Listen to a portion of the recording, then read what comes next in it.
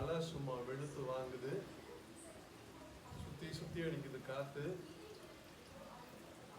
வானிலை அறிக்கை சொன்ன மாதிரியே கரெக்டாக மழை ஆரம்பிச்சிட்டு, சிட்டிக்குள்ளேயும் சரி சிட்டிக்கு அவுட்டர்லேயும் சரி. இப்போ இது வந்துட்டு ஓஎம்ஆர்